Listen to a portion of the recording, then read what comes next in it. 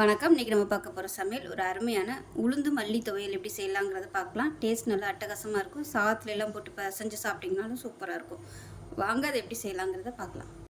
ஒரு பேன் எடுத்துக்கலாம். ஒரு 3 டீஸ்பூன் போல் எண்ணெய் விட்டுக்கலாம். எண்ணெய் நல்லா சூடாயிருச்சு. நல்லா ஒரு 10 வரமிளகா சேர்த்துக்கலாம். இது வந்து காரம் கம்மியாக தான் இருக்கும், சின்ன சின்ன வரமிளகா. அதனால் நான் வந்து ஒரு 10 எடுத்திருக்கேன். இல்லைன்னா நீங்கள் 5 இல்லை 6 எடுத்துக்கோங்க போதும். இப்போ இதில் 1/4 டேபிள் ஸ்பூன் சீரகம் சேர்த்துக்கலாம். 1 டேபிள் ஸ்பூன் வர கொத்தமல்லி சேர்த்துக்கலாம்.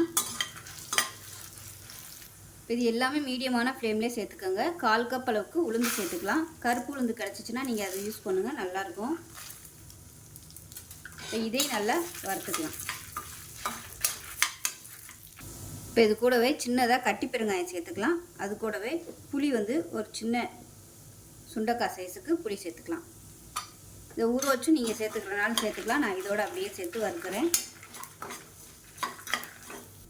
இப்போ நல்லா வறுபட்டு வச்சு கேஸ் அமர்த்திடலாம்.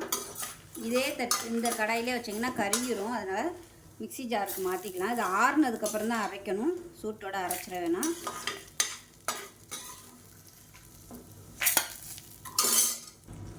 இப்போ இதில் தேவையான அளவுக்கு உப்பு சேர்த்துக்கலாம். இப்போ இதில் ஒரு 1/2 டேபிள் ஸ்பூன் அளவுக்கு வெல்லம் சேர்த்துக்கலாம். இப்போ இது எல்லாமே ஆறட்டும். ஆறுனதுக்கப்புறம் கொஞ்சமாக தண்ணி விட்டு இப்போ பாருங்கள் நல்லா நைஸாக அரைச்சாச்சு. இப்போ ஒரு பேன் சூடானதும் தேவையான அளவுக்கு எண்ணெய் விட்டுக்கலாம்.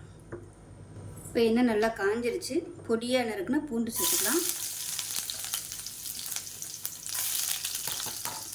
கருவேப்பிலை சேர்த்துக்கலாம்.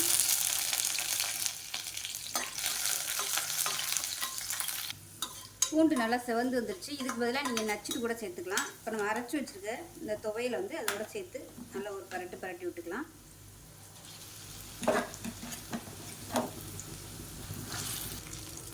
இப்போ இந்த துவையில் போட்டு இந்த எண்ணெயில் நல்லா பரட்டி எடுத்துக்கலாம்.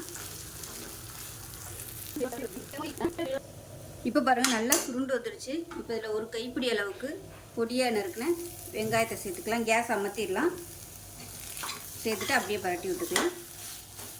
இது அப்படியே சாதத்தில் போட்டு பரட்டி சாப்பிட்றதுக்கு சூப்பராக இருக்கும். இந்த பச்சை வெங்காய வாசனையோட நல்லாயிருக்கும் சாப்பிட்றதுக்கு. எல்லாமே நல்லா கலந்து வர்ற மாதிரி மிக்ஸ் பண்ணி விட்டுக்கோங்க. இப்போ நல்லா ரெடி ஆயிடுச்சு. இது வேறு பிளேட்டுக்கு மாற்றிக்கலாம். இப்போ பாருங்கள் அருமையான சுவையில் உளுந்து துவையல் ரெடி ஆயிடுச்சு. ஸோ இதே மாதிரியே செஞ்சு பாருங்கள். இட்லி, தோசை, சப்பாத்தி, சாதம் எல்லாத்துக்குமே தொட்டு சாப்பிட்றதுக்கு அருமையாக இருக்கும். நீங்கள் இட்லி தோசைக்கு தொடுறதுனா கொஞ்சம் தண்ணி ஊற்றி கடுகு உளுந்து தாளிச்சுக்கோங்க. சாதத்தில் போட்டு பரட்டி சாப்பிட்றதுக்கு சூப்பராக இருக்கும்.